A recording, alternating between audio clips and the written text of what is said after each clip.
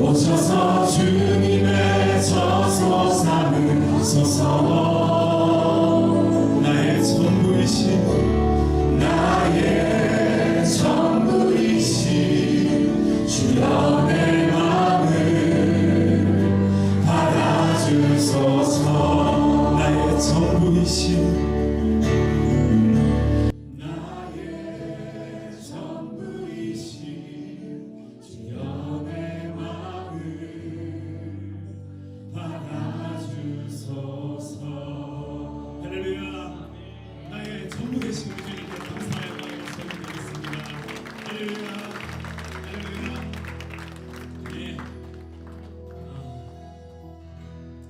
기쁨으로 좀 찬양하겠습니다. 헤이호 다 같이 헤이호 큰 목소리로 헤이호 다시 헤이 원, 투, 쓰리, 원.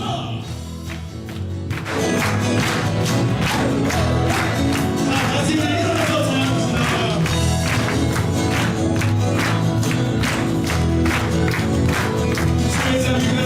주의 자비가 내려와 주의 자비가 높이같이 주의 자비가 내려와 나를 덮네.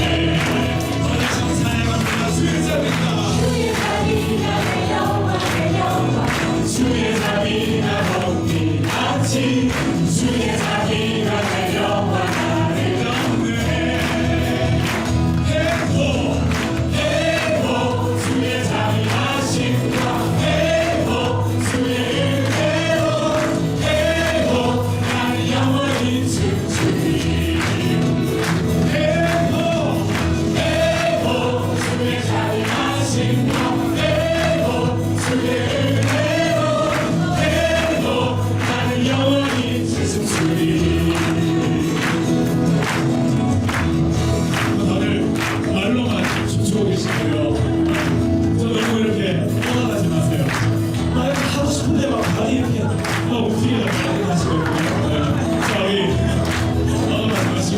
우리 입술로만 찬양할 것이 아니고 정말 우리의 몸을 다해서 그 멈출 수 없는 주님을 위해 사랑, 멈출 수 없는 우리의 그 열정, 그죠?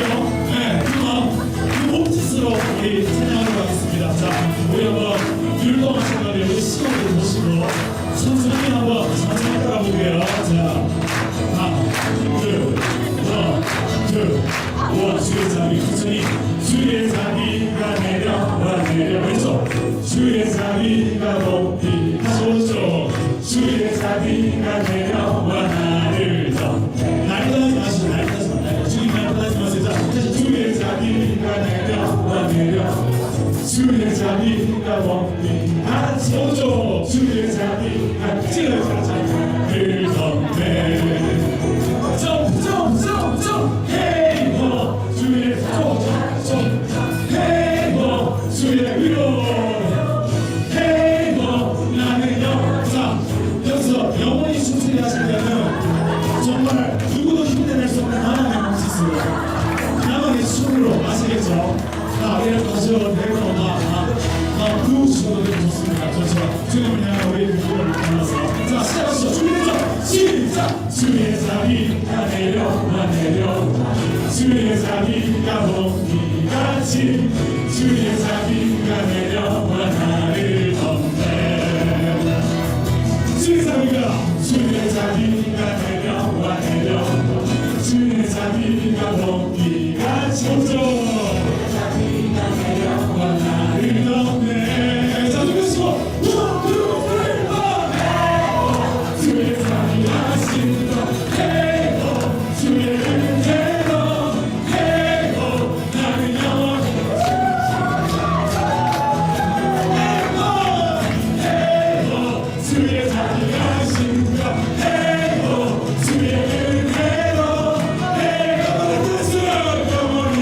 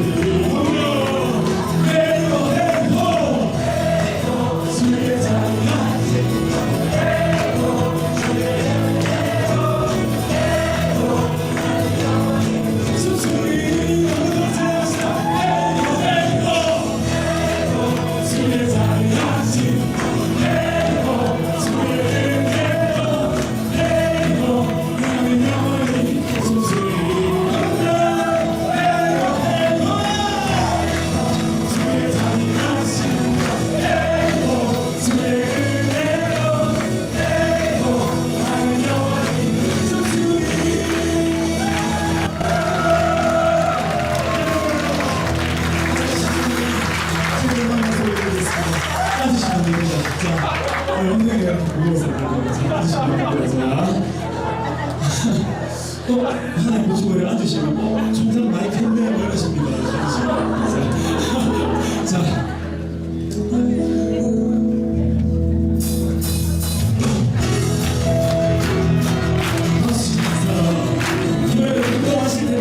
열심히 하시면서 바로 우리 온몸을 다해 주고 생각합시다.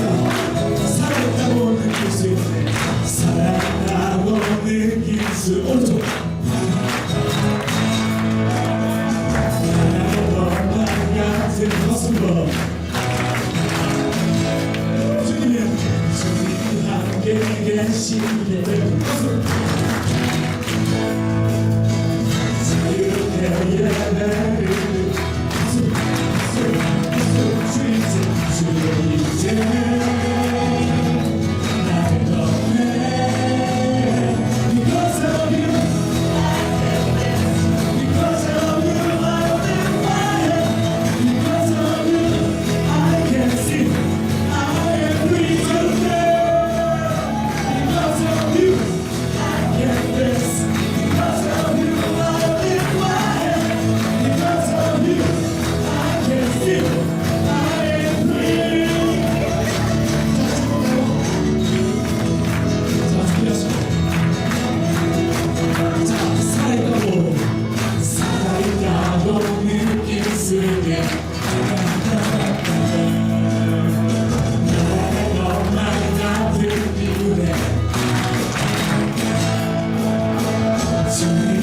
예배를 계시기 때문에 자유롭게 예배를 드리네. 주의 이제 나를 건네 주의 수로 I can dance because of you. I live my head because of you. I can feel I am the Lord because of you.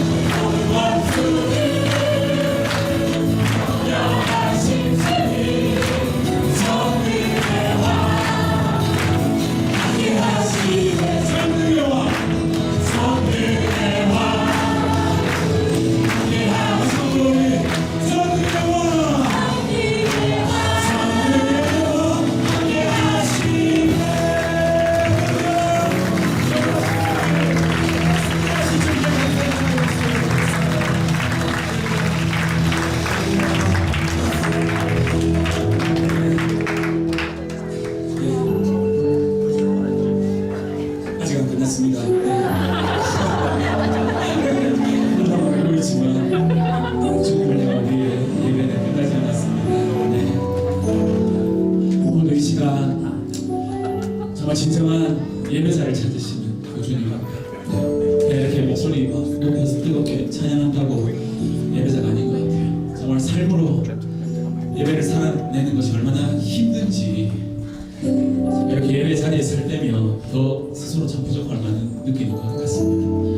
정말 이 시간 찬양하실 때에 정말 주님 내가 정말 삶으로 예배할 수 있는 정말 삶을 통해 주님께 영광 돌릴 수 있는 그런 예배자가 되길 원합니다. 주님 이곳에 함께하여 주시고 정말 주님 임재가 우리들을 엎드리며 나아갑니다. 하나님 불러 영광 받아 주시옵소서. 지금 함께 찬양하시겠습니다. 주를 위한 이곳에 예배하는 자들 중에 그가 찾는 일 없어 주님께서 슬퍼하시네. 주님이 찾으시는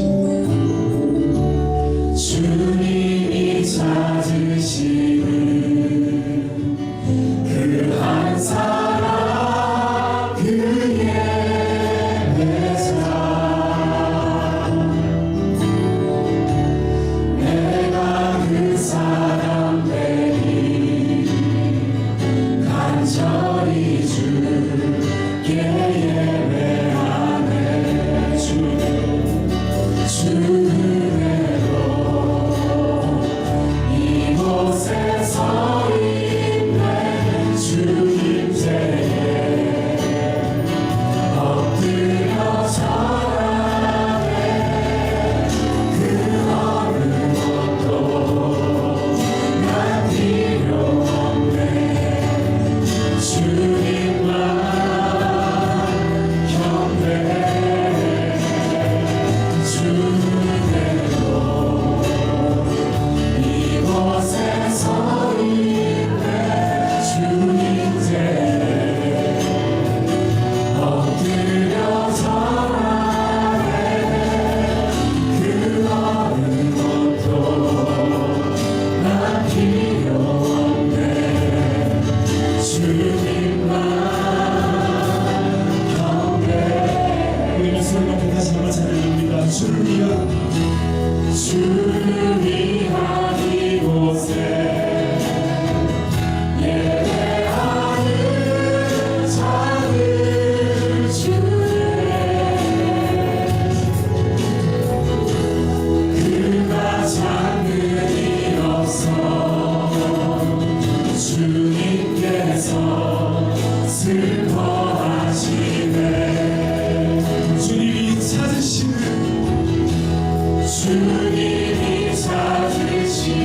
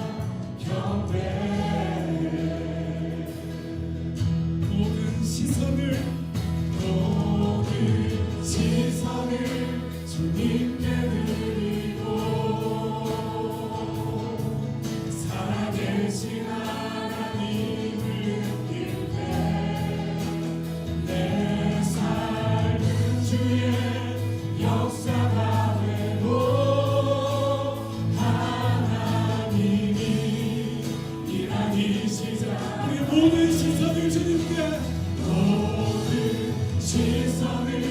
주님께 드리고 전능하신 하나님을 느낄 때 세상은 주의 나라가 되고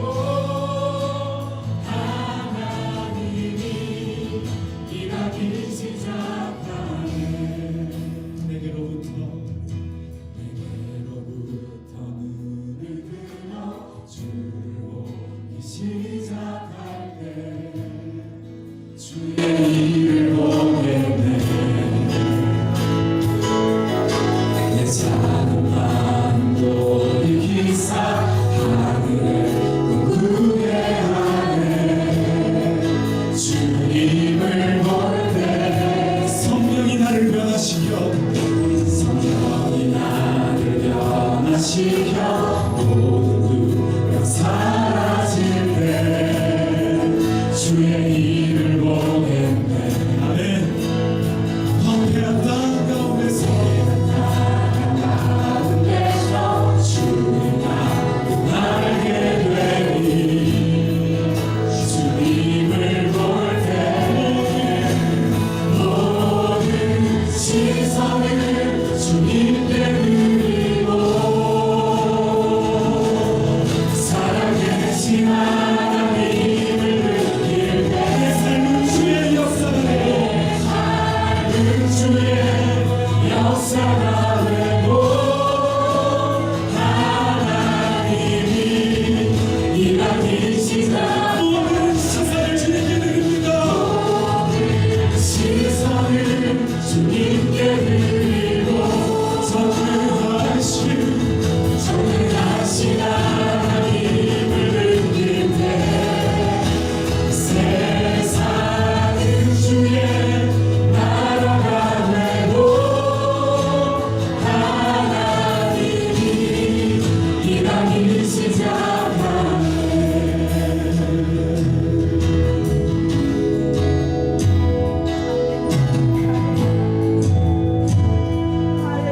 한자로 바로 주님의 영광 주님의 영광 임하네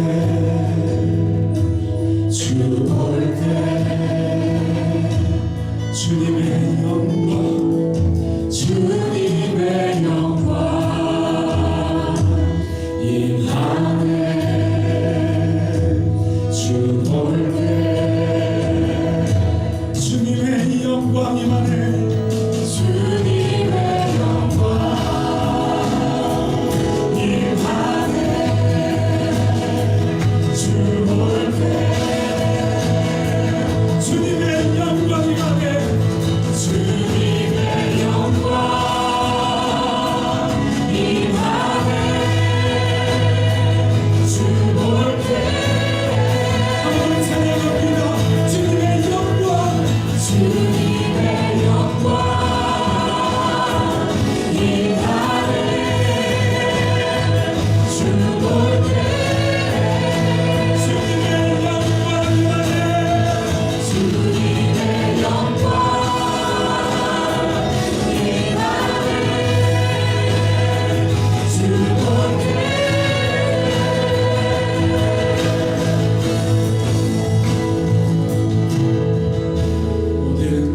모든 시선을 주님께 드리고 살아계신 하나님을 느낄 때 세상은 주의 역사가 되고 하나님이 일하기 시작 다시 한번 모든 시선을 주님께 드리고 전능하신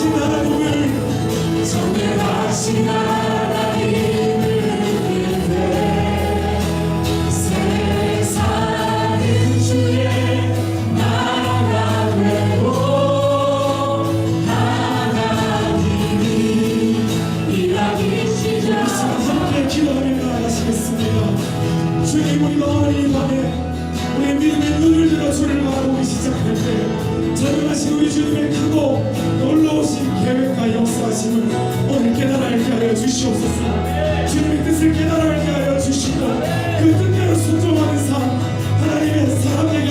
주시옵소서.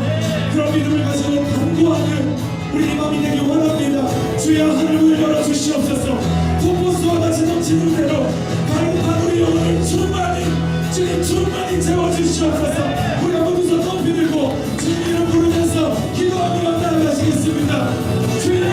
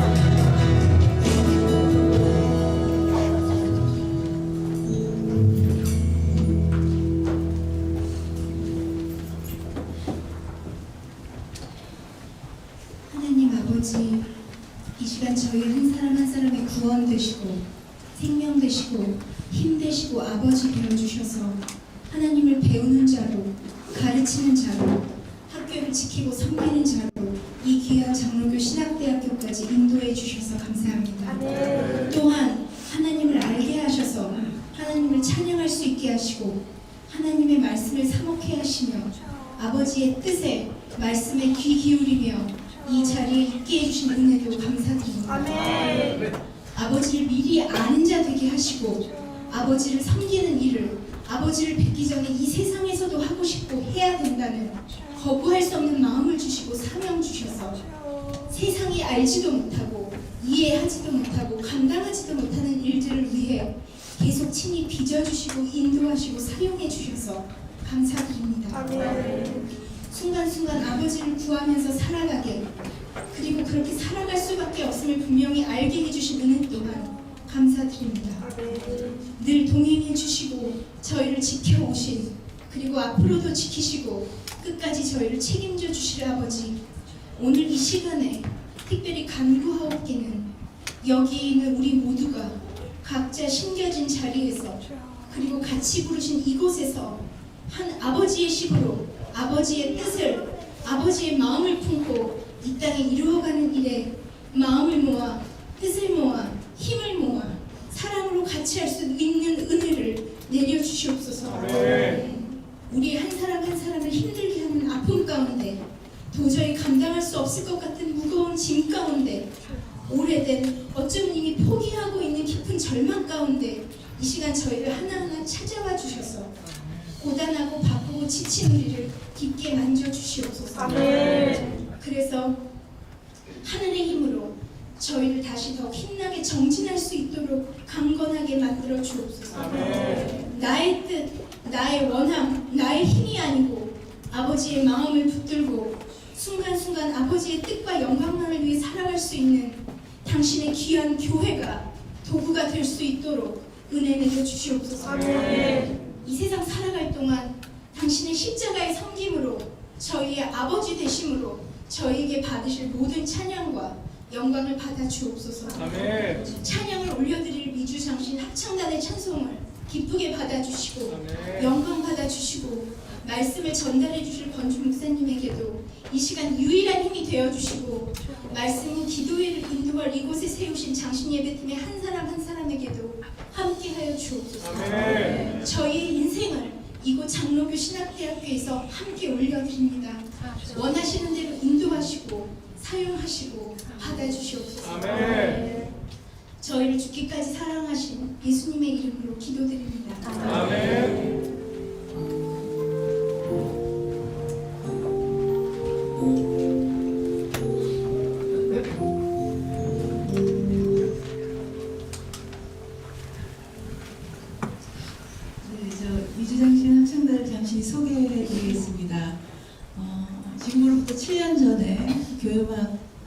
수업에서 수업이 끝난 후 작은 모임의 기도회로 처음 모였는데요.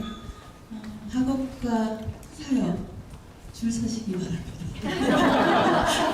학업과 사역 그리고 정말 인생의 문제들을 놓고 그 전능하신 하나님께 정말 부르짖으며 기도하며 또 찬양했던 그 시간들이 이렇게 모여서 오늘날까지 이르게 되었습니다. 참 감사를 드리고요. 제가 지금 이렇게 마이크를 잡고 이야기하는 것은 우리 학우 여러분들의 적극적인 많은 참여를 좀 부탁드립니다. 함께 지금도 화요일날 매주 화요일마다 6시 반에 모여서 정말 맛있는 식사를 해요. 너무 잘 먹고요. 그리고 즐겁게 기쁘게 합창 연습을 합니다. 기도도 하고요. 그래서 참 뜨거운 시간, 감동적인 시간들이 있거든요. 그래서 네, 오늘 합창을 들으시고 마음의 감동을 좀 네, 오늘 우리는 한 곡도 두 곡도 아닌 세 곡을 연주를 하려고 합니다. 모든 영광 하나님께 올려드립니다. 감사합니다.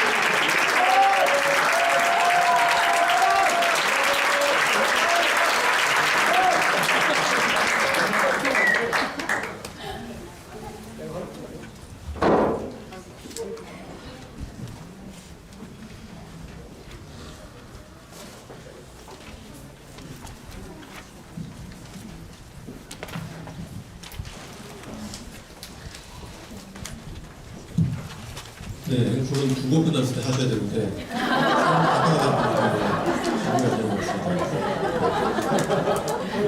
학생자 너무나 귀하고요. 우리 조현준 교수님 너무 수고하셨습니다. 그리고 제가 오늘 또 하나의 비전을 봤어요. 이 차장팀 나와서 이렇게 율동할 때 우리 총장님께서 짝게 들어가시고 한국을 걷어붙이시고 율동하시는 모습이 너무나 인상적이었습니다. 아마 가을 학기에 총장님께서 율동만을 가르치실 그럴지도 모르겠습니다. 감사합니다. 우리 마지막 오늘 시간이 나왔습니다. 여러분들 목사님 통해서 또 많은 은혜 받으시는 시간 되실지 믿습니다. 우리 목사님 나오실 때 큰 박수로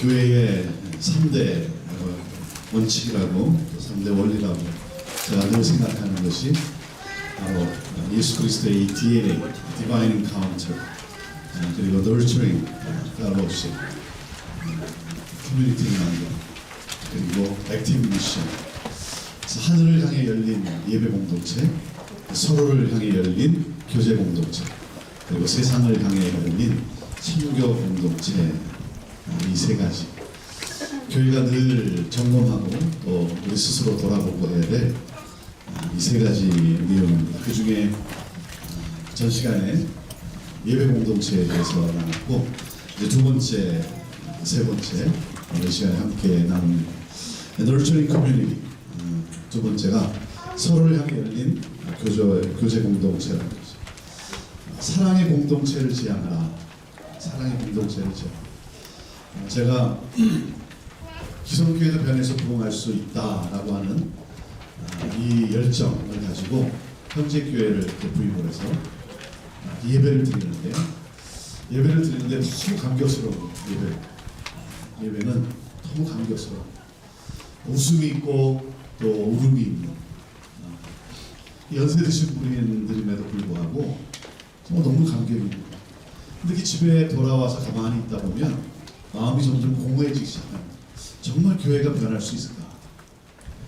내가 교회론에 대해서, 교회 변화와 부흥에 대해서 내가 말씀을 나누지만 정말 교회가 변할 수 있을까? 우리 어르신들이 정말 이 비전을 그리고 이 변화에 대해서 우리들이 그것을 이해하고 또 그것을 품고 함께 나아갈 수 있을까? 그러면서 어떤 생각도 드냐면 이런 생각도 드는데 어르신들은 젊은 나 때문에 고생하고 나는 또 어르신들 때문에 고생하는 건 아닐까. 그러다가 이제 또 수요 저녁 예배 시간이 다가오면 또 준비한 말씀을 가지고 저녁 예배를 함께 드리는데 또 너무 감격스러워. 근데 또 집에 와서 있다 보면 마음이 또 공허해지기 시작. 그런데 한 4주째 되는 이제 주일이었어. 축도를 하고 나면 2층 예배가 2층 공간에 있다 하지 않습니까? 그리고 이제 뒤 문이 있고 이제 계단이 있는데 제가 축도를 하고 나면 그 뒤 계단을 통해서 내려가서 정문 앞에 가서 이렇게 서요. 그러면 우리 어르신들부터 이렇게 내려와요. 계단을 통해 내려오고 인사, 악수하고 뭐 이렇게 인사하고 헤어지는 건데 제가 수요일 저녁 예배 때도 그렇게 하고 주일 예배 때도 늘 그렇게 했어요. 4주째 되는 주일인데 축도를 하고 이제 인사를 하기 위해서 뒷 계단을 통해서 내려갔습니다. 앞에 이렇게 서 있었어요. 앞에 서 있고 앞에 이렇게 서 있으면 이제 내려오시는데 우리 백화배우들이 먼저 내려오십니다. 네, 백화배우들이 먼저 내려오세요. 그러면 이제 이렇게 인사하고 뭐 악수도 하고 그리고 이제 헤어지는 건데 그날도 제가 서 있었어요. 서 있는데 이렇게 내려오시는 거예요. 내려오시는 걸 보면서 내가 이제 인사를 드려야지 하고 바라보면서 한 발자국 딱 앞으로 옮기는데 갑자기 너무 사랑스러워. 너무 사랑스러워. 그래서 그냥 이렇게 부둥켜 안고 권사님 사랑합니다. 집사님 축복합니다. 강건하세요. 너무 사랑스러워. 그러면서 그때 제 머리를 강타한 게 뭐였냐면 이거였어요. 준아 이게 목회야. 준아 이게 목양이야. 제가 왜 사랑에 대한 메시지를 안 나눠봤겠습니까? 근데 하나님께서 그 현장 속에서 제 자신을 다시 한번 일깨워주는데 준아 이게 목회야. 사랑하고 사랑하고 이게 목회. 그러면서 그때 제가 깨달은 것이 뭐였냐면 변화라고 하는 것은 제가 변화를 외치는데 변화라고 하는 것은 loving process라는 게 loving process. 사랑의 관계에 의해서 사랑의 힘에 의해서 변화가 일어난다. 여러분 목적이 우리를 이끌어가는 것이 아니라 사랑의 힘이 목적을 향해 가게 한다. 사랑하고 사랑하고 사랑의 공동체라는 거죠. 사랑의 공동체. 저희 백합 회원들은요, 제 열렬한 팬입니다. 제 열렬한 팬. 어느 정도 열렬한 팬이냐면 제가 찬양하다가 손을 들면요, 일제히 손을 들어요. 일제히 손을 들어요. 제 열렬한 팬입니다. 그래서 제가 가끔 설교하다가도 누님, 형님 뭐 이렇게 표현하기도 합니다. 정말 참 얼마나 귀하냐면 제가 예배 순서 가운데 경배와 찬양도 이렇게 넣어서 부른다 하지 않았습니까? 우리 어르신들이 어떻게 경배와 찬양을 뭐 제대로 따라 부를 수 있겠습니까? 그렇잖아요. 때로는 막 엇박자로 나갑니다. 그리고 그 경배와 찬양을 부르면서 무슨 은혜가 되겠어요? 우리 어르신들은요, 지금까지 지내온 것 주의 크신 은혜라. 이거 불러야 마음이 칭하고 은혜가 되는 분들이에요. 그런데 이게 우리가 갈 길이라고 하니까 이렇게 함으로써 여러분의 자녀들이 돌아오고 그 손주들이 다시 돌아오고 그래서 함께 어우러진 3세대가 어우러진 그러한 예배를 드릴 수 있다고 해요. 그러니까 그냥 그 가사를 읽으면서 따라 부를 수는 없잖아요. 가사를 읽으면서 함께 합니다. 왜요? 사랑하니까. 사랑.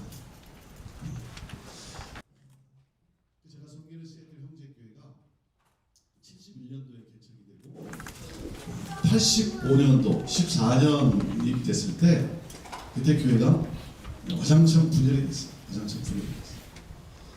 그래서 그것 때문에 그 사건 때문에 개척하셨던 목사님도 시애틀을 떠나야만 했어요. 시애틀에 더 이상 살 수가 없고 떠나셔야만 하고 그런 교회였어요. 왜 그랬냐면 71년도에 이제 유학생, 청년 유학생 몇 분들이 그리고 이제 이민 온 몇 분들 그때 뭐 한인이 시애틀에 뭐 몇 명이나 있었겠습니다. 이분들이 모여가지고 이제 예배를 드리기 시작합니다. 다운타운에 시애틀 다운타운에 미국 교회 큰 미국 교회에 교실을 하나 빌려가지고 거기서 모임을 갖고 거기서 예배를 드리기 시작합니다.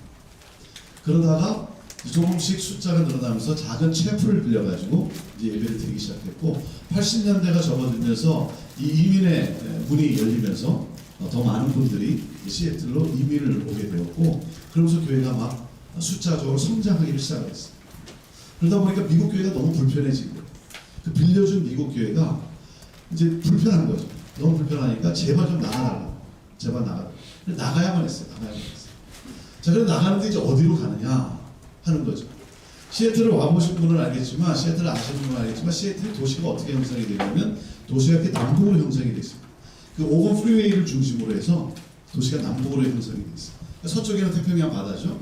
그리고 이 동쪽에는 이 다운타운의 건너편 동쪽에는 큰 호수가 있어요. 큰 호수가 있습니다. 그래서 이 오건 프리웨이를 중심으로 해서 도시가 남북으로 형성이 되고 지금은 여러분이 아시는 이제 마이크로소프트라든지 그 회사가 이 동쪽에 있어요. 동쪽. 이 호수 건너편 동쪽. 그래서 그 마이크로소프트를 중심으로 해서 도시가 새로 개발이 됐는데 서울로 말하면 강남이 하나 생긴 거예요. 강남. 우리 한국 분들이 시애틀로 이주를 오게 되면 살고 싶어하는 벨뷰라든지 여기 이제 컬클랜드라든지 레드몬드 이 마이크로소프트를 중심으로 생긴 새로운 신도시 소위 강남이라고 하는 그래서 한국 분들이 굉장히 살고 싶어하는 아주 좋은 그러한 도시입니다. 하지만 그때는 도시가 이렇게 남북으로 되어 있는데 다운타운에서 예배를 드리던 분들이 이제 나가야 되는데 그러면 다운타운에서 북쪽으로 가느냐 남쪽으로 가느냐 그러다가 남북 전쟁이 일어나고 말았어요.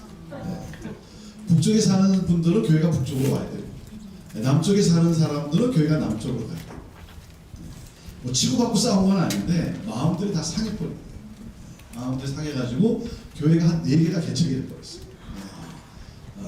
그리고 뭐 나는 그냥 뭐 가까운 데서 뭐 교회 생활을 할랜다 하면서 흩어지고 남은 분들이 그 다운타운에서 가까운 곳에 오래된 마을 한복판에 그 아주 빨간 벽돌에 그 마을 회관을 구입을 해가 주차장도 없는 그냥 스트리트 파킹하는 거죠. 이웃 주민들하고 스트리트 파킹하는 그 건물을 구입을 해가지고 이제 글로 이사를 가서 이대 목사님이 부임을 하셔가지고 14년 동안 99년까지 그 상처를 거두어 안아가면서 목회를 하시고 이제 은퇴를 하게 된 거예요.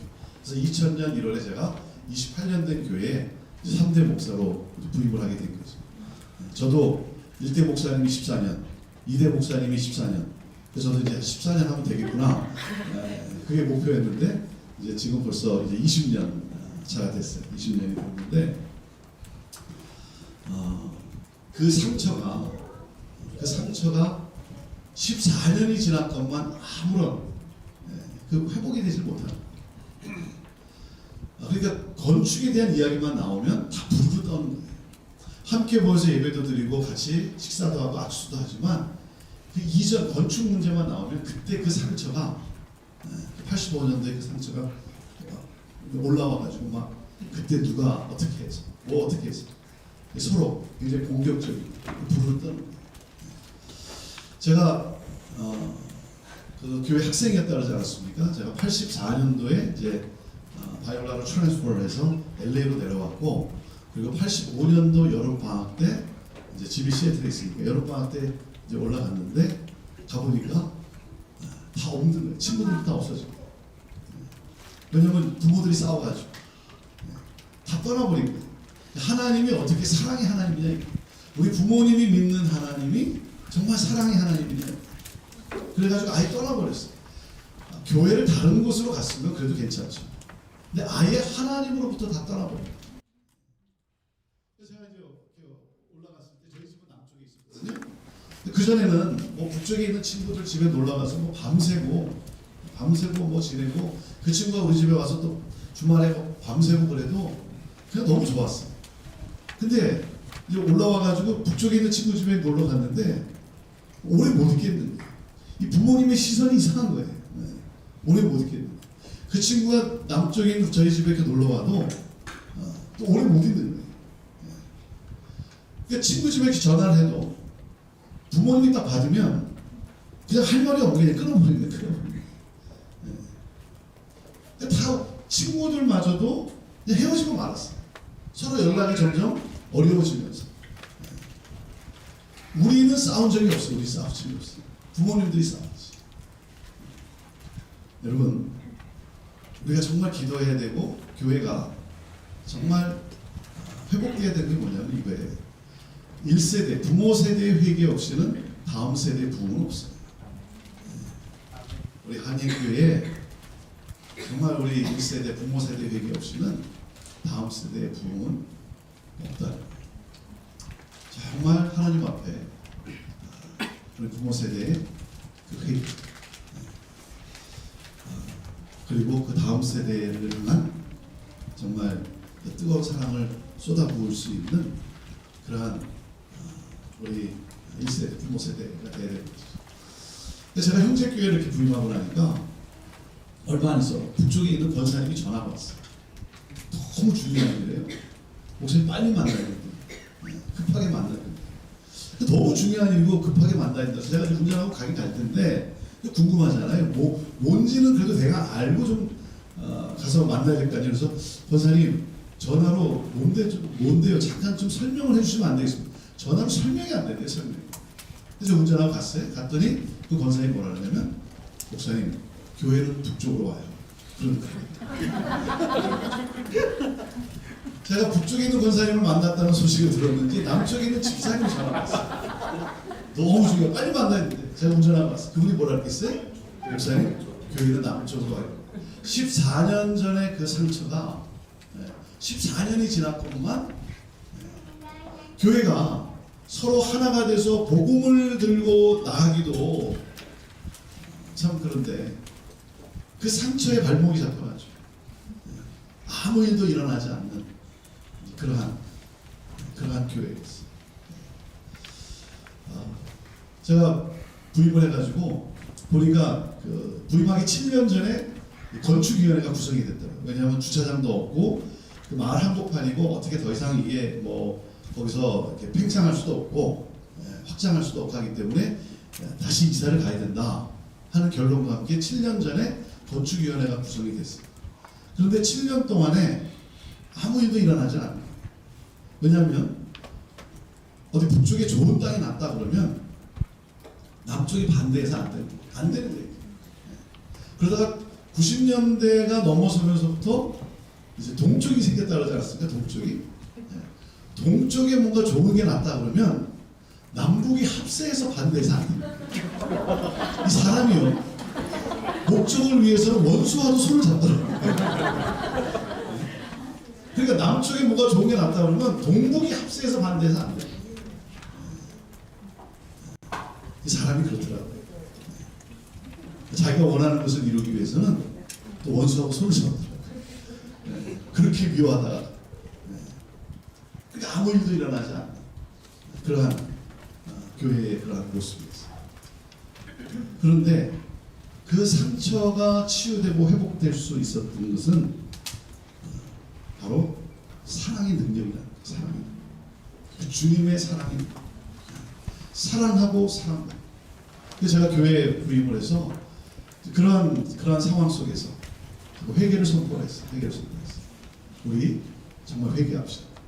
여러분의 자녀들은 어디 있고 여러분의 자녀의 자녀들은 손주들은 다 어디 있습니까? 뭐 장로님들 자녀들도 한 명도 없고 그냥 다 떠나버린 거예요. 그냥 아예 하나님으로부터 떠나는 거예요. 그러니까 다 장성을 했고 그래서 손주들도 있지만 없는 거예요. 그 교회는. 형제 교회는 없는 거예요. 그래서 여러분의 자녀와 여러분의 손주들은 어디 있습니까? 우리 정말 회개하며 기도합시다. 그냥 뭐 회개합니다 이게 아니고 정말 가슴을 치고 하나님 앞에 통곡하며 하나님 앞에 회개합시다. 그러면서 회개하면서 무엇을 놓고 기도하냐면 교회를 이제 그 건물을 새로 뭐 구입을 하든지 이제 뭐 땅을 사서 건물을 짓는데 내게서 가까운 곳이 아니라 다른 사람이 쉽게 찾아갈 수 있는 곳에 교회가 세워지도록 그렇게 기도합시다. 네. 다른 사람이 쉽게, 왜냐하면 다 교회가 자기 집 뒷마당으로 와야 됩니다. 자기 집 뒷마당. 근데 다른 사람이 쉽게 찾아갈 수 있는 곳에 교회가 세워질 수 있도록 기도합시다.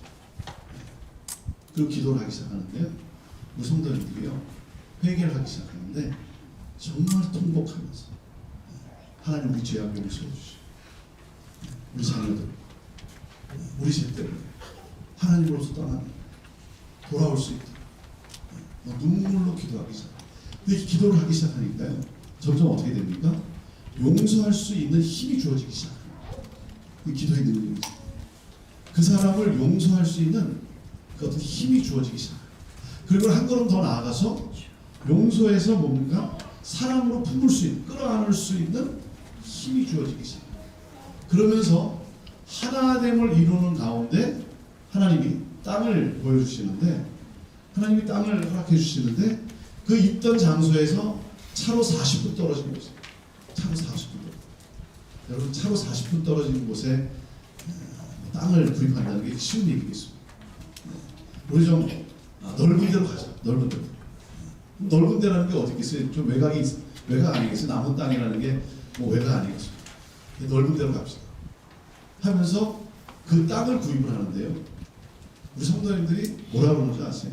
다 자기 집 뒷마당으로 교회가 와야 됐다고 했던 사람들이 뭐라 그러냐면 이러는 거예요. 내가 멀어서 가기가 힘들면 교회 옆으로 이사하면 되지 않나? 교회 옆으로 이사하면 되지. 그러면서 그 형제 교회가 건물이 이제 건축이 시작이 되면서 말이죠. 그 주변이 개발이 되는데 한 3,000세대 집이 들어서기로 개발이 되기 시작합니다. 우리 한국 사람들 또 새 집을 좋아하잖아요. 새 집. 네. 그러니까 교회가 들어서기 시작하면서 이사 오기를 시작을 하는데 무슨 소문이 나냐면 형제 교회 때문에 집값이 올라갑니다. 뭐 이런 소문이 날 정도로 그렇게 또 막 이사 오기를 시작합니다. 하나님께서 그 상처를 치유해 주시고 그리고 하나 되게 하시고 그러면서 교회가 새로워지기 시작합니다. 새로운 제자. 근데 여러분, 그게 바로 사랑의 힘이라는 거죠. 사랑의 힘. 사랑하고 사랑하고. 여러분, 교회는 우리가 끊임없이 추구해야 되는 게 뭐냐면 사랑의 공동체라는 거죠. 당신은 왜 그 교회를 가십니까? 당신은 왜 그 교회를 가십니까? 라고 했을 때 여러분 듣고 싶은 대답이 뭐겠어요? 들려주고 싶은 대답이 뭐겠어요? 이거 아니겠어요? 거기 가면 거기엔 사랑이 있습니다. 거기엔 사랑이 있습니다. 여러분, 교회의 힘은요 건물의 크기에 있지가 않아요. 교회의 힘은 숫자의 크기에 있는 게 아니에요. 교회의 힘은 사랑의 힘의 크기에 있는 거예요. 서로 사랑하는 거예요. 사랑하는 거예요. 그래서 두 번째로 정말 목자로서의 예수님의 사랑을 담고 싶은 거죠. 예수님의 사랑을 담고 싶어요. 여러분, 예수를 믿는다는 것은 예수님을 닮아간다는 거 아닙니까? 예수님을 닮아가는. 예수님의 어떤 성품을 여러분 닮고 싶습니까? 목사로서요, 예수님의 능력이 막 내게서 나타났으면 좋겠어요. 물 위로 걸어가신 예수님의 능력이 막 내게서 나타났으면 좋겠고, 물로 포도주를 만드신 예수님의 능력이 막 내게서 나타났으면 좋겠어요. 목사로서 막 능력이 나타났으면 얼마나 좋을까요? 오병이어의 기적이 나타나요. 병든 자에게 기도할 때마다 병든 자가 나은 거예요. 그 능력이 내게서 나타났으면 너무 좋겠어요. 그런데요, 제가 정말 담고 싶은 것은 뭐냐면 이거예요. 간음의 현장에서 붙잡혀온 여인을 정죄하지 아니하고 그 여인의 인생을 재기시킨 예수님의 그 사랑을 담고 싶습니다. 다 떠날 제자들이지만, 다 등을 돌리고 떠날 제자들이지만 그 제자들의 발을 붙잡고, 지금은 도망가는 제자들의 발걸음이지만 먼 훗날 복음 들고 산을 넘을 제자들의 그 발을 바라보시면서 그 발을 붙잡고 그 발을 씻어주시는 그 예수님의 그 사랑과 그 승리, 그 사랑을 담고 싶습니다. 여러분, 우리가 추구해야 될 것은, 치유와 회복을 가져오는 것은 바로 그 주님의 사랑의 능력에 있다라고 하는 것이죠. 사랑의 능력. 저는 그 예수님과 이 베드로의 이 대화 속에서 참 그 예수님이 너무나 감사해요. 너무나 감사해요. 그 예수님이 너무나 좋은 거예요. 여러분, 베드로에게 예수님이 질문하지 않습니까? Do you love me? 그 질문을 해요. Do you love me? 너가 나를 사랑하는가? 근데 예수님이 몰라서 묻는 질문이 아니잖아요. 베드로가 예수님을 사랑하는지 안 하는지 몰라서 그 답을 얻고 싶어서 묻는 질문이 아니에요. 아니, 예수님이 하나님이신데 어떻게 모르겠어요. 예수님을 아세요. 베드로가 예수님을 사랑한다는 사실을 예수님을 알고 있어요. 몰라서 묻는 질문도 아니고요. 베드로가 3번을 부인했으니까 너도 한번 맛 좀 봐라. 그래서 여러분, 그래서 3번 묻는 질문이냐 이거예요. 양마, 너 정말 나 사랑해? 너 한번 대답해봐. 너 나 사랑해? 한번 대답해봐. 그런 상처난 것에 소금을 끼얹는 그런 시니컬한 질문이냐 이거예요. 여러분, 그런 질문이 무슨 회복을 가져오겠습니까? 예수님이 몰라서 묻는 질문도 아니고요. 시니컬한 그런, 너가 3번 너가 부정했으니까 너도 한번 맛 좀 봐라 라고 하는 그 마음을 아프게 하는 그런 질문도 아니고, Do you love me? 이 질문에는요 중요한 전제가 있어요. 전제. 예수님의 고백이 담겨져 있다는 거죠. 그게 뭐겠습니까? I do love you. 난 널 사랑하고 있어. 이 예수님의 마음이 베드로의 그 마음을 두드리고 있는 것이죠. 여러분, 엄마 아빠가 어린 아이한테 너 엄마 아빠 사랑하니? 너 엄마 아빠 사랑해? 할 때 여러분 꼭 사랑한다는 대답을 듣고 싶어서 여러분 묻습니까? 그렇지 않아요. 그 질문할 때 부모의 심정이 뭐예요? No matter what. 너가 똑똑하건 똑똑하지 않건 간에, 너가 건강하건 건강하지 않건 간에 넌 내 아들이야, 넌 내 딸이야, 난 널 사랑해 라고 하는 이 부모의 마음이 쏟아지는 거죠. 그러니까 베드로가 뭐라고 대답을 합니까? 주님 아시죠? 주님 아시죠? 그럼 베드로야, 알지. 너가 나 사랑하는 거 내가 알고 있어. 그리고 베드로야, 난 널 사랑해. 난 한 번도 너를 떠난 적이 없어. 난 한 번도 널 거절한 적이 없어. 난 널 사랑해. 너 나 사랑하잖아. 난 너 사랑해. 그럼 된 거야, 된 거야. 다시 시작하면 돼. 다시 시작. 너 그렇게 한번 실패했다고 실수했다고 너 이렇게 주저앉아 있네. 일어나. 다시 시작하고. 그 주님의 사랑이 베드로의 마음을 두드리고 그 사랑의 능력이 베드로 안에 있었던 그 주님이 주셨던 그 하나님의 꿈, 내 양을 먹이라라고 하는 사람 남는 어부에 대한 꿈을 다시 불태우게 하지 않습니다.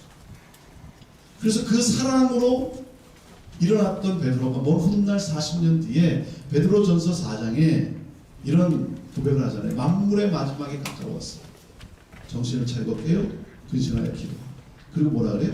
무엇보다도 열심히 사랑할지니 사랑은 뭐예요? 허다한 죄를 덮어주는 사랑이에요. 덮어주는 사랑. 왜 몰라요? 알죠. 알죠. 근데 뭐예요? 덮어주는 사랑. 그러니까 예수님이 참 멋있어요. 베드로한테 나타나셔가지고 그 다음에 뭐예요? 밥 먹자 그러잖아요. 밥 먹자. 조만을 차려놓고 밥 먹자. 저는 그런 예수님이 너무 좋은 그런 거죠.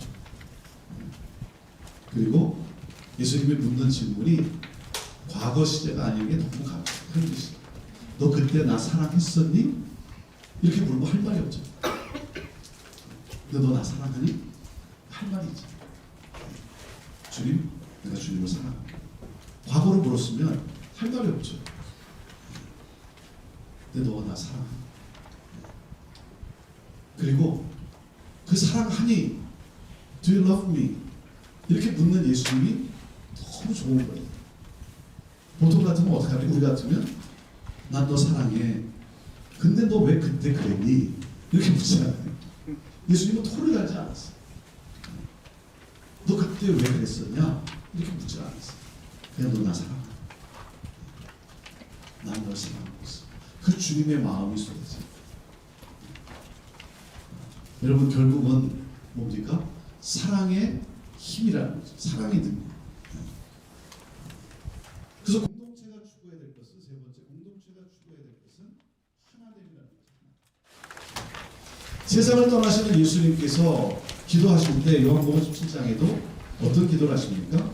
저희로 하나가 되어. 저희로 하나가 되어. 아버지 저희로 하나가 되어 세상으로 아버지께서 나를 보내신 것을 믿게 하옵소서. 그 하나됨이라는 거죠. 제가 한 번은 식사를 우리 교우들하고 같이 이렇게 앉아서 식사를 하는데 거기 이제 뭐 장로님들이 계시고 이렇게 식사를 하는데요.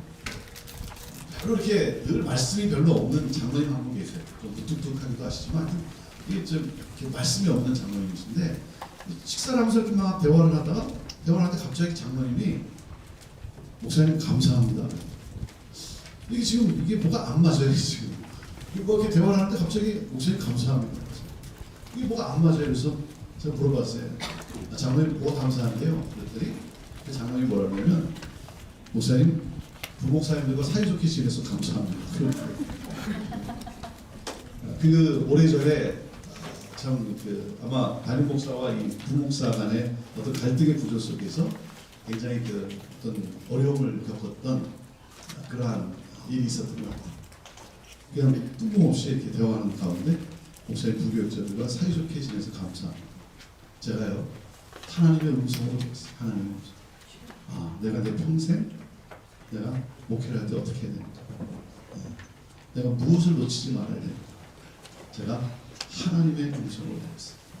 여러분 끝까지 추구해야 될 것은 하나님이라고 하는 것이죠. 결국 남는 게 뭡니까? 결국 남는 건 관계예요. 하나님과의 관계, 그리고 서로와의 관계라고 하는 거죠. 제가 교육자를 청명할 때도, 교육자를 뽑을 때도 제가 가장 먼저 보는 것이 관계를 잘할 수 있는. 뭐 탁월한 어떤 재능이 있고 어떤 능력이 있으면 굉장히 참 좋지만 그보다 더 중요한 것은 관계를 잘할 수 있는. 왜냐하면 아무리 능력이 있고 아무리 탁월해도 관계를 잘 할 수 없으면 그러면 결국은 뭡니까? 팀워크가 하나님의 팀워크가 그 문화가 일어날 수가 없는 것이죠. 자, 그래서 네 번째 팀워크를 이루라는 거예요. 팀워크입니다. 팀워크. 여러분 기업이 성장하고 성공하는 것은요 어떤 훌륭한 제품 때문이 아니에요.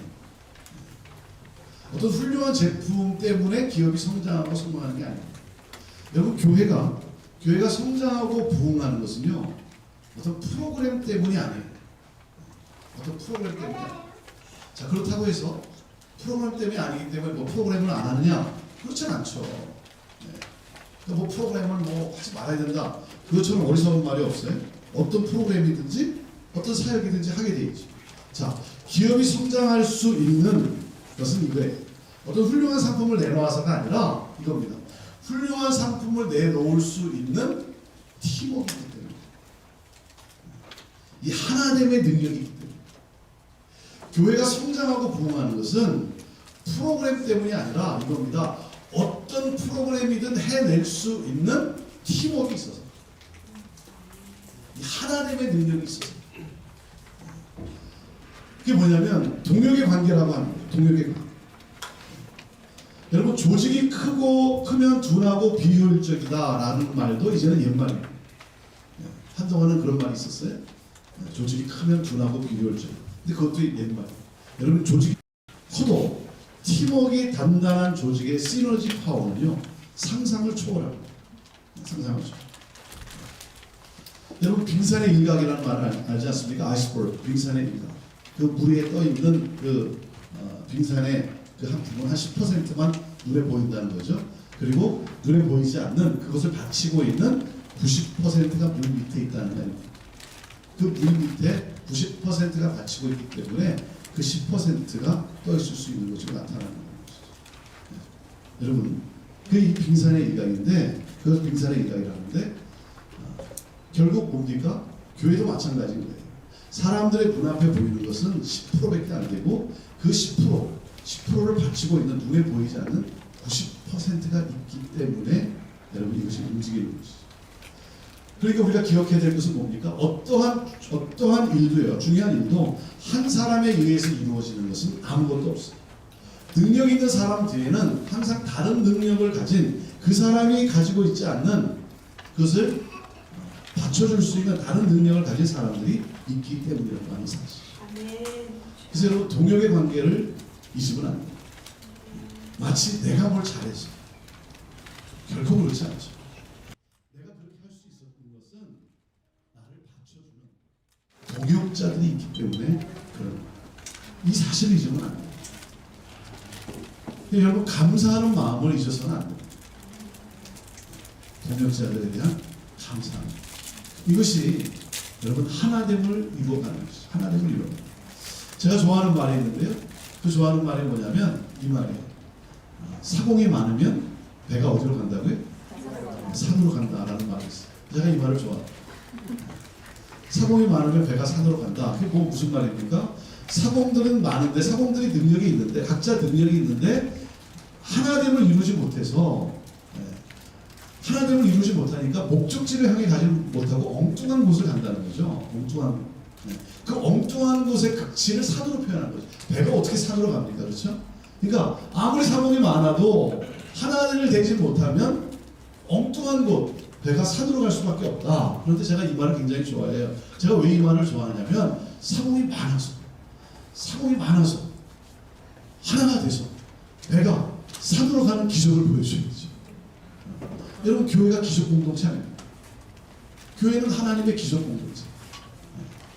사공이 하나가 돼서 여러분 배가 산으로 가는 여러분 이 기적을 세상에 하나님은 기적의 하나님이시라는 사실을 보여줘야 되는 거 아니겠습니까? 여러분 하나됨의 능력이다. 하나됨의 끊임없이 우리가 살아가면서 우리가 추구해야 될 것은 여러분 하나됨을 이루어가는 거예요. 여러분 아무리 손해를 봐도 여러분 사람을 잃지 않기 위해서 노력을 하십시오. 사람을 잃지 않고 내가 손해를 보더라도 여러분 하나됨을 어떻게든지 관계라고 하는 것이 하나됨을 이루어가는 것, 하나됨을 추구하는 것. 이것이 바로 여러분 교회 공동체고 우리가 사역을 하건 우리가 신앙생활을 하건 여러분 우리가 놓치지 말아야 되는 중요한 원리라고 하는 것이죠. 하나님은 사랑의 하나님이시고 하나님이 원하시는 것은 삼위일체 하나, 삼위일체 하나됨을 그토록 원하시는 모든 능력은 여러분 하나됨에 의해서 일어난다는 것이죠. 사도행전의 역사도 보면요, 뭡니까? 사도행전의 역사도 보면 2장에도 보면요, 서로 마음을 같이 함께 힘썼다. 하나됨의 능력이라고 하는 것이죠. 그래서 정말 서로를 향해 열린 교제 공동체. 거기에 가면 사랑이 있습니다. 그런 사랑의 공동체를 출발합니다. 자, 그 다음에 이제 세 번째가 이제 A, DNA 가운데 액티브 미션. 서로를 향해 열린 선교 공동체. 서로를 향해 열린 선교 공동체. 여러분, 내가 이 세상에 존재하는 목적이 뭡니까? 내가 이 세상에 존재하는 목적. 우리 교회 공동체가, 우리 공동체가 존재하는 목적. 우리 미주 장신대 이 공동체가 존재하는 목적도 뭐예요? 그것은 뭡니까? 그것은 바로 나를 통해, 우리를 통해 모든 민족이 주께 돌아와서 주를 경배하게 되는 것, 이거 아니겠습니까? 우리를 통해 모든 민족이 주께로 돌아와 주를, 하나님을 영화롭게 하는 것이죠. 그래서 구약의 하박국 선지자는 그것을 이렇게 표현하지 않았습니까? 마치 물이 바다를 덮은 같이, 마치 물이 바다를 덮은 같이 여호와의 영광을 인정하는, 온 세상이 여호와의 영광을 인정하는 그날이 곧 오게 되기를 원합니다. 이게 기도잖아요. 그래서 요한 1절에 보면 모든 나라와 민족과 백성과 언어가 그 누구도 셀 수 없는 수많은 무리들, 그 누구도 카운트할 수 없는 그 수많은 무리들이 하나님 앞에 나와 큰 소리로 온 힘을 다해 뭐에? 구원은 오직 보좌에 앉으신 하나님과 어린 양께 있습니다라고 그 구원의 하나님을 경배하는.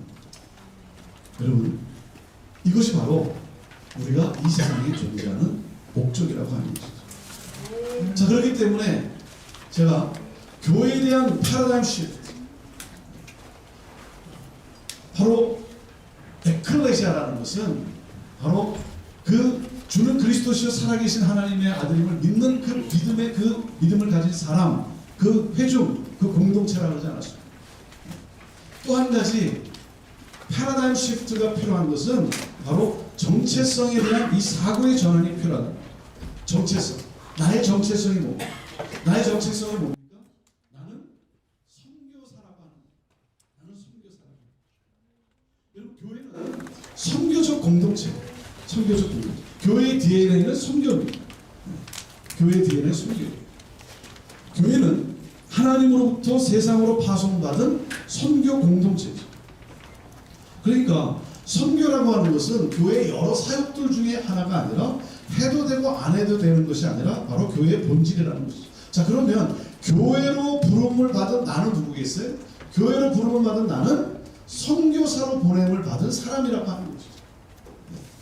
예수님께서 이 세상을 살리기 위해서 하나님으로부터 파송받아 이 세상에 오신 것처럼 우리 또한 누굽니까? 이 세상을 살리기 위해 예수님으로부터 파송받은 선교사라고 하는, 보냄을 받은 선교사라고 하는 사실이죠. 저는 이 패러다임 시프트가 이 시대에 일어나야 될 개혁이라고 저는 생각합니다. 왜냐하면 우리는 선교에 대해서요, 내 안에, 우리 교회 안에, 공동체 안에 굳어진 고정관념이 있어요. 여러분, 선교 그러면 어떻게 이해를 하십니까? 선교 그러면 대부분의 성도들이 이해하는 선교 개념은 해외 선교예요. 해외 선교. 왜냐하면 우리가 선교를 말할 때 우리가 선교의 대사명이라고, 우리의 대사명이라고 일컫는 마태복음 28장 18절에서 20절 말씀을 주로 나눠요. 그런데 이 말씀에 대한 오해가 있어요. 자, 마태복음 28장 18절에서 20절 말씀이 뭡니까? 예수께서 나와 말씀하여 이르시되 하늘과 땅의 모든 권세를 내게 주셨으니 그러므로 너희는 가서 모든 민족을 제자로 삼아 아버지와 아들과 성령의 이름으로 세례를 베풀고 내가 너에게 분부한 모든 것을 가르쳐 지키게 하라. 자, 이 말씀에서 우리는 무엇을 강조해 왔습니까? 선교를 이야기할 때마다 우리는 무엇을 강조해 왔어요? 가라는 단어를 강조해 왔어요. 고, 가라고 하는 단어. 왜냐하면 교회가 너무 선교를 안 하니까. 선교적 공동체가 어느 순간부터 너무 선교를 안 하니까 이 선교에 대해서 강조할 때마다 이 말씀을 가지고 이야기할 때마다 어디 강조했냐면 가라고 하는 이 단어에 강조를 했어요. 그러니까 이 단어가 교회가 선교 운동을 일으키는 데는 결정적인 기여를 했어요. 선교 운동을 일으키는 데는 결정적인 기여를 했어요. 하지만 여러분 우리가 아는 대로 이 말씀에서 마태가 강조한 것이 뭐였어요? 무엇을 강조했습니까? 제자 삼으라는 거죠. 제자 삼. 제자를 삼기 위해서 가고 세례를 주고 가르치라는 것이죠. 그러니까 이 세 단어가 동사가 아니라 보조분사라는 건 아닙니다. 제자 삼기 위해서 가고 세례를 주고 가르치라. 그런데 가라의 강조를 두다 보니까 어떻게 여기게 됐냐면 이 세월이 지나오면서 기독교 역사의 세월이 지나오면서 어떻게 여기게 되냐면 해외로 가지 않으면 선교라고 여기지를 않게 된 거예요. 그러니까 선교를 해외라고 하는 지리적 이동으로 옮겼어요. 지리적 이동으로 여겼어요. 다시 말하면 선교를 지리적 이동으로 제한시켰어요. 여러분 선교는 지리적 경계와 상관없이 제자를 삼기 위해 행하는 모든 사역을 포괄하는 거예요. 아멘. 그러니까 지리적에서 뭡니까? 다시 복음을 받아들여야 하는 사람으로 이동을 해야 되는 거예요. 아멘. 그래서 선교는요 오히려 지리적으로 제한이 없어요. 아멘. 할렐루야. 그게 선교예요. 아멘. 지리적으로 제한이 없어요. 그리고 오늘날 우리가 이 시대에 알고 있는 것처럼 뭡니까? 이제는 세계가 내 이웃으로 다 다가왔잖아요. 내 커뮤니티 안으로 들어왔죠. 그렇죠? 제가 목회를 하면서 안타까울 때가 언제냐면 우리 성도님들이 단기 선교 나갈 때예요. 단기 선교 나갈 때. 우리 성도님들이 단기 선교를 나가면요. 해외로 단기 선교를 나가면 정말 선교사로 살아요. 그 한 열흘에서 한 보름 되는 그 시간을 정말 선교사로 살아요. 가서 불편한데도 불평하지 않고 잠자리가 뭐 힘든데도 그리고 음식도 잘 맞지 않는데도 그래도 생전 먹어보지 않은 것도 먹기 힘든 것도 막 내놓으면 또 뭐 맛있다고 먹고 말이죠. 그리고 뭡니까? 있는 거 다 주고 와요. 그 며칠 동안 있으면서 잠도 제대로 못 자가면서 하여튼 할 수 있는 것을 그 주님의 사랑과 복음을 전하기 위해서 나누기 위해서 할 수 있는 걸 다 해요. 올 때도 보면요, 뭐 줄 수 있는 거 있으면 다 줘요. 자켓도 주고, 뭐 협기까지도 떼갖고 주기도 하고 말이죠. 네. 정말 선교사로 살아요. 단기 선교가.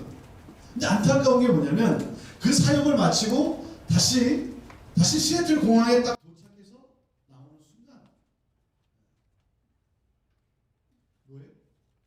완전히 바뀌어버려요. 이 선교적 마인드를 잊어버리는 거예요. 선교라고 하는 것을 지리적 이동 개념으로 봐요. 그러니까 해외로 가면 내가 선교사로 살아요. 여기서는 뭐예요? 치열하게 아메리칸 주님을 위해 살아요. 그게 너무나 안타까워요. 그래서 어떻게 하면 나는 선교사라고 하면 나는 이 세상을 살리기 위해서 하나님으로부터 보냄을 받은 선교사라고 하는 이 정체성을 가지고 살아갈 수 있을까 해서 저는 우리 교회가 지금 하고 있는 캠페인이 뭐냐면 이 I am 캠페인이 I am 캠페인. 네. I am. I'm a missionary. 네. 나는 선교사입니다. Yes, I am. Yes, I am. 이 캠페인. I am. 형제 교회는 어떤 교회다? 누가 물어보면 제가 이렇게 대답하라고 가르쳐요. 네. 형제 교회는 I am 교회. I am 교회. 나는 선교사. 나는 선교사다라고 그렇게 고백하고 그렇게 자각하고 살아가는 삶. 근데 여러분 사실요, 우리 많은 평신도들이, 우리 많은 성도들이 사실 선교사로서 선교적 삶을 살아가고 있어요. 정말 열심히 일하면서 여러분 그 해외 선교지에 있는 또 선교사님들을 위해서도 여러분 선교합니다. 그렇잖아요. 정말 열심히 선교적 삶을 살아요. 본인이 자각을 안 할 뿐이지 선교적 삶을 살아요. 그래서 이 IM 캠페인을 통해서 제가 하고 있는 게 뭐냐면 당신이 선교사로 지금 살아가고 있습니다라고 하는 사실을 제가 다시 한번 일깨워주고, 그리고 어떻게 하면 좀 더 그 의식을 가지고 그 마음을 가지고 고객들을 대하고 어떻게 비즈니스를 해나가고 어떻게 삶을 살아갈 수 있는가, 이것을 좀 더 좀 더 자각할 수 있도록 돕는, 격려하는 그러한 일들을 합니다. 나는 선교사라고 하는 사실. 자, 여러분 하나님 부르셔서 해외로 다른 나라로 다른 민족으로 들어가는 분들, 파송받아 나가는 분들, 그분들 여러분 계속 복음이 땅끝까지 증거되기 위해서 계속 파송을 해야죠. 그런데 해외로 파송받아 나간 사람만이 선교사가 아니라 우리 모두가 다 선교사라고 하는 거죠. 나는 오늘 여기 있으면 나는 오늘 이곳에서 나는 선교사로 나는 살아가는 그러한 선교사라고 하는 사실이죠. 여러분 선교사는 어떻게 삽니까? 선교사는요 여러분 마이너리티로 살아가지 않습니다. 선교사는요 그 나라의 주인으로 살아가요. 선교사는요 마이너리티로 어떻게 하면 내가 이 나라로부터 도움을 받을 수 있을까, 정부로부터 뭘 내가 얻어낼 수 있을까. 선교사는 그렇게 살아가지 않아요. 어떻게 하면 내가 이 세상을, 이 나라를 축복할 수 있을까. 그래서 없는 가운데서도 어떻게 하면 내가 좀 나눌 수 있을까, 베풀 수 있을까. 주인의식을 가지고 살아요. 그게 선교사예요. 선교사의 이 I am, 내가 선교사라고 하는 정의는 간단한 거죠. 선교사의 정의가 뭐겠습니까? 하나님을 사랑하고 이웃을 사랑하는 삶을 사는 사람 아니겠습니까? 이웃, 일상생활 속에서 만나는 사람, 그들이 누구든 간에 그들을 사랑하는 사람. 내 이웃이 누구든 간에, 그렇죠? 내 이웃으로 들어온 그 사람, 일상생활 속에서 그 사람들이 어떤 민족이건 어떤 종족이건 어떤 삶을 살아가는 사람들이건 간에 그 사람들을 사랑하는 사람. 그래서 IM으로서 살아가는 우리가 꼭 기억해야 되는 원리는 성육신의 원리라고 하는 것이죠. 성육신의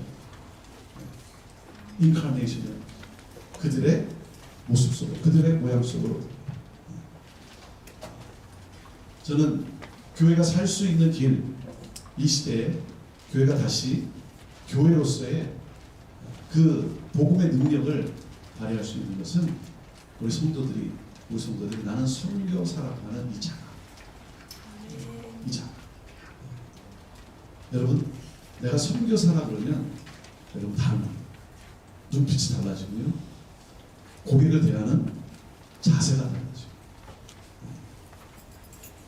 어떻게 해서 내가 저 사람한테서 돈을 뜯어낼까? 고객이 들어올 때 돈으로 보지 않아요. 어떻게 하면 내가 저 사람을 축복할 수 있을까? 그렇죠? 우리 비즈니스가 어떻게 하면 축복의 통로가 될 수 있을까? 이 사고의 전환이 오는 거죠. 생각의 변화가 일어나지 않는 한 여러분 어떤 일도 어떤 선한 일이 일어날 수가 없다라고 하는 사실이죠. 자, 그렇기 때문에 IM으로서 중요한 것은 유연함이라는 게, 유연함으로 소통의 길을 열라는 거예요. 유연함으로 소통의 길을 열라. 고린도전서 9장 19절에 보면 사도 바울이 이렇게 말씀합니다. 내가 모든 사람에게서 자유로우나 스스로 모든 사람에게 종이 된 것은 더 많은 사람을 얻고자 함이라. 자기가 자유롭지만 그러나 오히려 종이 되는 것을 택했다는 거죠. 왜요? 더 많은 사람을 얻고자 합니다. 그렇기 때문에 여러분 세상과 접속이 이루어져야 된다. 오늘날 우리 교회는 이 세상과 접속이 이루어져야 된다. 이 커넥티비티. 여러분 세 가지 단어를 저는 여러분들이 늘 이렇게 좀 생각을 많이 했으면 좋겠어요. 자, 이 시대 어떤 기업이건 어떤 단체건 여러분 살아남는 그리고 역동적으로 갈 수 있는 그 기업들을 보면 이 세 가지. 첫째가 뭐냐면 커넥티비티. 네, 연결성이라는 거. 그다음에 두 번째가 플렉시빌리티. 유연성. 그리고 셋째가 모빌리티. 기동성. 어떤 단체건 어떤 기업이건요.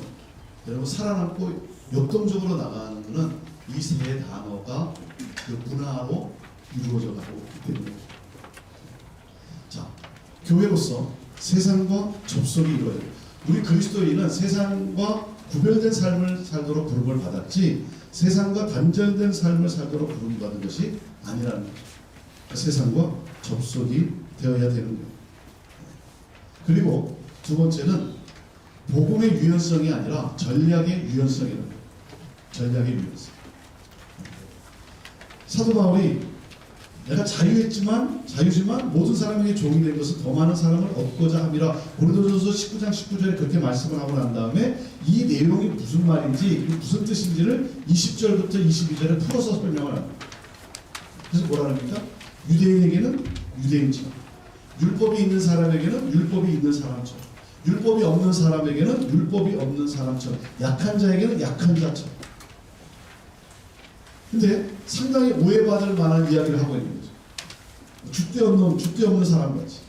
이 사람 뭐 간교한 사람 아닌가? 간에 붙었다, 쓸개에 붙었다 하는 그런 기회주의자 아닌가? 라고 오해를 살 만한 말을 하는데 여러분, 바울은 그 정도 수준이 아니죠. 복음을 전하는 방법에 대한 이 바울의 유연성. 복음의 유연성이 아니라 방법의 유연성이죠. 복음이 다른 문화 속으로 들어갈 때 그 문화의 옷을 입어야 됩니다. 그러니까 본질까지 변화되는 세속화가 아니라 그들에게 맞는 방법으로 모양이 변해서 그들과 동화되어서 뭡니까? 복음의 역사를 일으키는 거죠. 그것을 토착화라고 말하죠. 토착화. 근데 바울은 토착화의 천재예요. 복음의 본질에 굳게 서서 내가 만나는 사람, 상대하는 사람의 그 형편과 처지에 따라 나 자신을 유연하게 융통성 있게 변화해서 그들과 하나가 되고, 그래서 그들에게 복음을 증거함으로써 구원받게 하는 역사. 여러분, 복음에는 변함이 없어요. 하지만 방법에 있어서는 유연성이 있는 사람. 그래서 뭡니까? 유대인도 없고 이방인도 없고 약한 자도 없고 부한 자도 없는 이 구원의 역사. 그래서 이 바울의 유연성을 담고 싶습니다. 여러분, 딱딱하고 강한 것이 이기지 않고 부드러운 것이 이깁니다. 딱딱하고 강한 것이 오래가는 것이 아니라 부드러운 것이 오래가요. 여러분, 이빨을 보세요. 이빨 얼마나 딱딱합니까? 그런데요, 여러분 나이가 들면 여러분 다 빠지고 없어져요. 그런데 혓바닥은 그대로 남아있죠. 부드러운 것이 오래갑니다. 여러분, 가위바위보를 하면 여러분 바위가 이길 것 같지만 보자기가 이기죠. 보자기. 유연한 것이 이겨요. 건물을 여러분 뭡니까? 건물을 지을 때도 기반을 여러분 흔들리게 하죠. 흔들리게. 유연성이라는 거죠. 그러니까 여러분 어떤 외골수, 외통수 이런 사람이 아니라 유연성이 있는 사람. 그 유연함의 목적이 뭡니까? 더 많은 사람을 구원하기 위함이라는 거예요. 사도 바울이 왜 유연하냐면 더 많은 사람을 구원하기 위해서. 그러니까 바울이 중요하게 여긴 것은요, 사람이 사람. 문화와 규례가 중요한 것이 아니라 사람. 율법이 있는 사람이냐 율법이 없는 사람이냐가 아니라 사람이라는 거예요. 사람. 그래서 복음의 진리에 굳게 서서 방법은 유연할 수 있는 이 플렉서빌리티. 이것이 중요한 거죠. 자, 그런 가운데 우리가 여러분 목회를 하는 데 있어서 우리가 끊임없이 선포해야 되는 것은 킹덤 주님이라는 거예요. 킹덤 주님. 하나님 나라. 자, 우리는요, 부흥을 위해 존재합니다. 우리는 부흥을 위해 존재. 리바이벌이죠. 우리가 이 땅에 생존하기 위해서, 서바이벌하기 위해서 우리가 이곳에 와 있는 것이 아니라 우리는 뭐죠? 리바이벌이에요. 부흥을 위해서 우리는 이 나라와 민족을 살리기 위해서 하나님이 우리를 이곳에 보내신 거죠. 여러분, 우리는 빌어먹기 위해서 이곳에 온 것이 아니고 이 나라와 민족을 살리기 위해서, 이 땅을 살리기 위해서 보냄을 받은 사람들이라는 것이죠. 그러니까 우리는 부흥을 위해 존재한다는 사실을 잃어서는 안 돼요. 자, 그리고 뭡니까? 우리는 하나님 나라의 꿈이라는 거죠. 킹덤 주님을 위해 존재한다는 거죠. 킹덤 주님. 이민을 사는 대부분의 사람들이 상당히 폐쇄적입니다.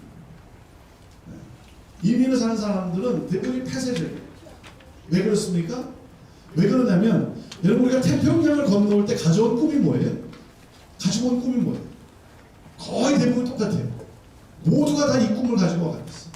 그게 뭐죠? 아메리칸 드림. 아메리칸 드림을 가지고 우리는 왔어요. 아메리칸 드림이라는 게 뭡니까? 잘 먹고 잘 사는 거죠. 잘 먹고 잘 사는. 그러니까 이 아메리칸 드림의 드림으로 말미암아 끊임없이 움켜쥐는 데만 우리는 관심이 있는 거예요. 움켜쥐는 데만 열심히 있는 거예요. 내가 좀 더 가져야 되고, 내가 좀 더 잘 살아야 된다는 이 생각에 베푸는 삶이 아니라 움켜쥐는 데만 우리는 관심이 있는 거예요. 그래서 폐쇄적이라는 거예요. 여러분, 우리가 아메리칸 드림을 가지고 이 땅에 왔지만 우리가 하나님을 만나고 나면, 하나님을 인격적으로 만나면 우리가 깨닫는 것이 뭡니까? 우리 안에 하나님이 심겨놓은 꿈이 있다는 거죠. 그게 뭐예요? 킹덤 주님이라는 거죠. 킹덤 주님. 하나님 나라, 하나님의 통치가 있는 그 나라를 세워가는 이 킹덤 주님.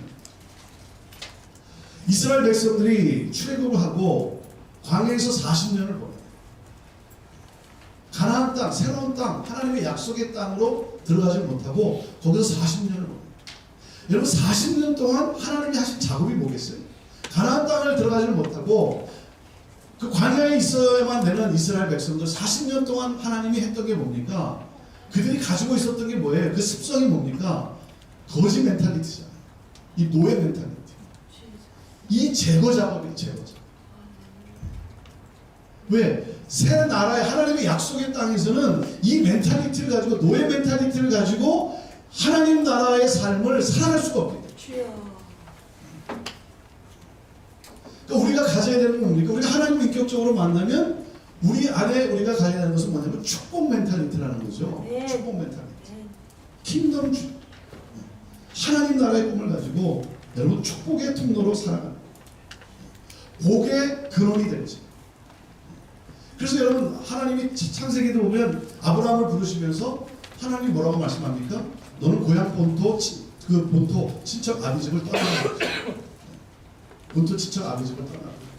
그러면서 뭐라고 말씀하냐면, 내가 너로 큰 민족을 이루고 내가 너의 이름을 창대케 하고 내가 너를 복되게 하겠다 그랬어요. 복의 근원이 되게 하겠다 그랬어요. 그러면서 하나님이 12장 3절에 하나님이 약속을 하시죠. 약속을 해요. 무슨 약속입니까? 너로 말미암아 모든 민족이 복을 얻게 될 것이다. 이 약속을 했어요. 자, 보세요. 우리가 하나님을 만나고 나서는 우리가 이런 고백을 하지 않습니까? 우리 인간의 언어로 내가 주를 위해 내 삶을 드리겠습니다. 내가 주의 일을 열심히 하겠습니다. 우리가 헌신을 고백을 해요. 그런데 사실은요, 우리가 하는 게 아니죠. 하나님이 하세요. 우리가 하는 게 아니고 하나님이 하세요. 하나님 뭐라 그랬어요? 내가 너로 큰 민족을 이룰 것이다. 내가 너의 이름을 창대케 할 것이다. 내가 너를 복의 근원이 되게 하시겠다. 하나님이 하시겠다. 내가 하는 건 뭡니까? 본토 친척 아비집을 떠나는 거죠. 본토 친척 아비집이라는 게 뭐예요? 내 익숙한 삶이라는 게 익숙한 삶. 나 중심의 삶. 내 편안한 나 중심의 삶. 나라고 하는 이 울타리에 갇혀져 있는 나 중심의 삶. 이 나 중심의 삶에 안주하지 말고 떠나라는 거예요. 아멘. 여러분, 안주하지 마십시오. 아멘. 왜냐하면 안주하면 술이 따라 나오고 망하게 되어 있어요. 안주하면 자, 신앙이라는 게 뭡니까? 신앙이 나 중심에서 떠나 어디로? 하나님의 약속을 향하여. 그 하나님의 약속이 뭡니까? 너로 말미암아 모든 민족이 복을 얻게 될 것이다. 이 킹덤 주님, 킹덤 주님. 그러니까 우리는 복을 받기 위해서 우리가 하나님을 믿는 것이 아니고 하나님이 주신 복으로 복의 근원의 삶을 살아가는 것이 우리의 삶이라고 하는 것이죠. 여러분, 우리가 이 축복 멘탈리티로 떠나지 않으면, 본토 친척 아비집을 떠나지 않으면 이 땅은요 희망이 없는 거예요. 그리고 우리 다음 세대 희망이 없는 거예요. 그래서 우리 주님은 너로 말미암아 모든 민족이 복을 얻게 될 것이다. 여기 가서 모든 민족으로 제자를 삼으라고 말씀을 하십니다. 그러면서 그 20절 하반절에 우리 주님이 약속을 하시지 않습니까? 볼지어다 내가 세상 끝날까지 너희와 함께 있으리라 하십니다. 왜 이 말씀을 하셨습니까? 왜냐하면 그 길이 쉽지 않기 때문이라는 거죠. 그 길이 쉽지 않기 때문에. 왜? 사탄이 가만히 있지 않기 때문에. 사탄은 교회가 세워지고 복음이 땅 끝까지 증거되는 것을 막아야 하기 때문에 어떻게 해서 사탄은 교회를 이길 수 없다는 사실을 알아요. 이길 수 없다는 사실을 알지만 어떻게든 그래도 무너뜨리기 위해서 온갖 방법과 협박과 핍박을 동원해서 어떻게든 무너뜨려 보려고 애쓰는 것이 사탄 아니겠습니까? 그런데 우리 주님이 세상 끝날까지 내가 너희와 함께 있으리라 약속을 하셨어요. 하늘과 땅의 모든 권세를 가지신 예수님께서 그리기 쉽지 않기 때문에 약속을 했습니다. 여러분, 우리가 목회의 길을 걸어가는 것도 이게 쉽지 않지 않습니다. 여러분, 목회를 하다가 보면, 사역을 하다 보면 생각지도 않게 사람들로부터 내가 오해를 살 때가 있고 또 어려움을 당할 때도 있고 그럴 때마다 여러분, 그것 때문에 하나님을 사랑하는 것을 여러분 포기하지 마십시오. 많은 경우 사람들로부터 상처를 받으면서 주의 일을 포기를 해요. 안 하면 그만이지. 내가 안 하고 말이지. 내가 뭐 이런 말 들어가면서 내가 이런 사역을 해야 돼. 내가 이렇게 뭐 이런 조롱 멸시를 오해를 받아가면서 내가 굳이 뭐 이 사역을 해야 돼. 여러분, 사탄한테 지는 거죠. 지는 거예요. 네. 여러분, 세상의 뭐 때문에 아니고 세상의 그 어떤 것이 내가 하나님을 사랑해서 하나님의 그 은혜에 반응해서 사역하는 것을 여러분 멈추게 하도록 여러분 포기하면 안 돼요. 여러분, 하나님은 우리를 이 땅을 살리기 위해서, 나라와 민족과 열방을 살리기 위해서 우리를 보내셨어요. 우리를 부르시고 보내시고, 그래서 세상을 향해 열린 이런 선교 공동체, 이것이 바로 교회의 DNA 본질 중에 하나라고 하는 사실.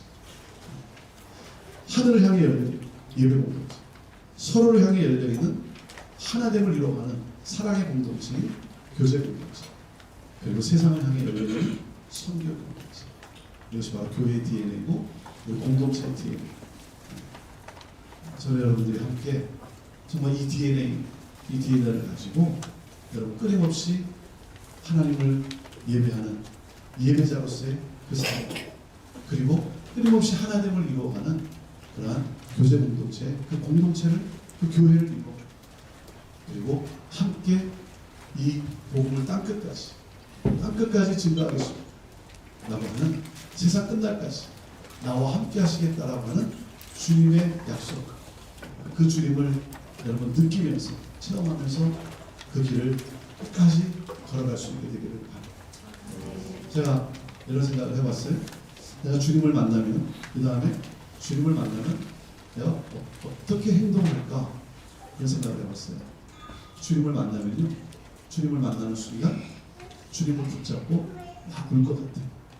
주님을 붙잡고 막 울 것 같아요. 그럴 때 주님이 이렇게 말씀하실 거예요. 너 그때 정말 잘 참았어. 너 그때 정말 잘 참았어.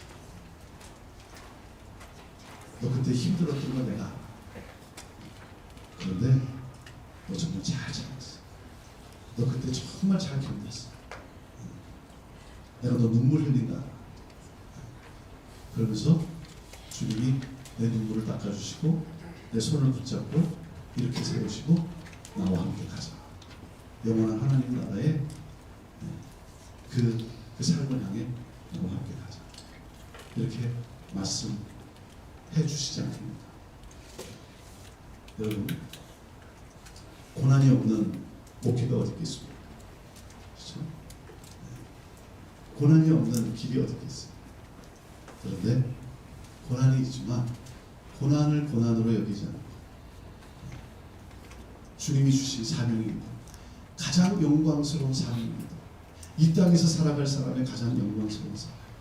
모든 나라와 민족과 백성과 나가 그 누구도 셀 수 없는 수많은 무리들이 하나님 앞에 나와서 큰 소리로 온 힘을 다해 구원은 오직 보좌에 앉으신 하나님과 어린 양께 있습니다라고 그 모든 민족이 하나님을, 구원의 하나님을 경배하게 되는 역사, 이 일을 위해 저와 여러분이 여러분 부름을 받은, 택함을 받은 이 땅에 살아갈 가장 영광스러운 삶.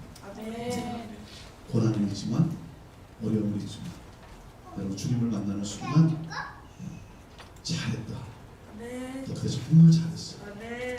너 그리고 너의 그 눈물과 너의 헌신과 너의 노력을 내가 충성된 주, 이 음성을 듣는 그러한 우리 모두가 되기를 간절히 사모합니다. 이 시간 우리 함께 다시 찬양하고 함께 기도하기를 원합니다. 여러분, 교회에 대한 사고의 전환, 오늘 이 시대에 교회는 출석하는 곳이 아니고 교회는 왔다 갔다 하는 곳이 아니고 바로 내가 교회라고 하는 사실, 우리 공동체가 교회라고 하는 사실. 그래서 교회만 다니는 것이 아니라 교회가 되는 교회의 일이란 삶. 그리고 나는 이 세상을 살리기 위해 보냄을 받은 I am. I'm a mission. 나는 선교사라고 하는 이 자가. 내가 있는 곳이 선교지라고 하는, 하나님이 다른 곳으로 보내면 그곳이 내 선교지. 하나님이 오늘 나를 여기에 살게 하셨으면 여기가 바로 내 선교지라는 사실. 이 자가 또 하나님이 주신 이 사명, 가장 영광스러운 사명에 우리가 정말 감사하며 찬양하며 우리가 그 주님을 노래하면서 우리를 통해 온 민족이 돌아와 주를 경배하게 되는 역사, 이 놀라운 이 꿈을 가지고 함께 찬양하며 힘있게 나아가는 그런 우리 모두가 되기를 원합니다. 교회여 일어나, 주께서 부르신 두려움과 실패 내려놓고 교회여 일어나. 우린 세상의 빛, 하나님의 편지, 주의 교회를 통해, 저와 여러분을 통해, 우리 공동체를 통해, 또 특별히 또 미주 장신대로 공동체를 이루게 하신 이 하나님, 이 공동체를 통해 세상이 주를 보라, 세상이 주를 보라. 우리 자리에서 일어나서 함께 이 찬양으로 하나님께 올려드립니다.